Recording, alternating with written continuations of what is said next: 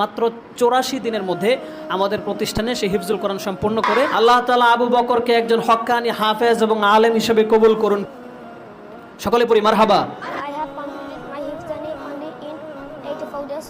পাগড়ি পরিধান মাত্র 84 দিনের মধ্যে আমাদের প্রতিষ্ঠানে সে হিফজুল কোরআন সম্পূর্ণ করে আল্লাহ তাআলা আবু বকরকে একজন হক্কানি হাফেজ এবং আলেম হিসেবে কবুল করুন। সকলে পড়ি মারহাবা। I have completed my Hifzani only in 84 days. পাগড়ি পরিধান করিয়ে দিচ্ছেন অত্র মাদ্রাসার কর্ণধার। আসসালামু আলাইকুম ওয়া রাহমাতুল্লাহ।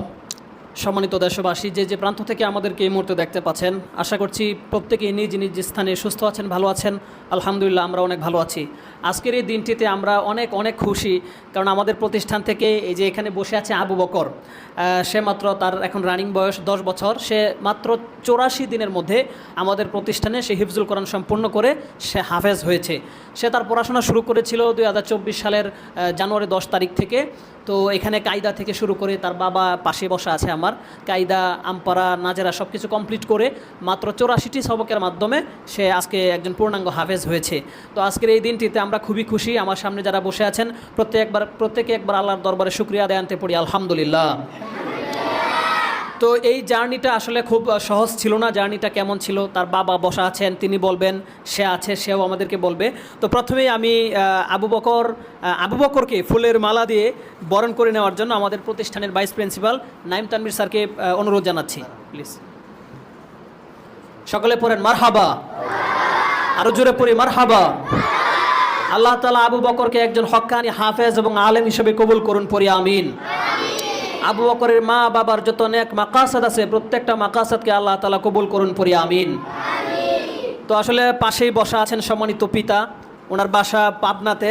তো আবু বকরের পিতাকে ফুলের মালা দিয়ে বরণ করে নেওয়ার জন্য অনুরোধ করছি আমাদের প্রতিষ্ঠানের ভাইস প্রিন্সিপাল নাইম তানভীর স্যারকে।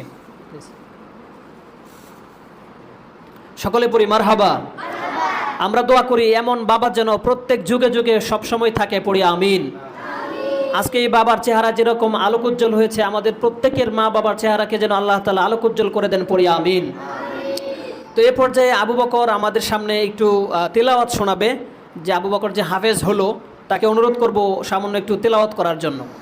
أعوذ بالله من الشيطان الرجيم. بسم الله الرحمن الرحيم. قل أتحاجوننا في الله وهو ربنا وربكم ولنا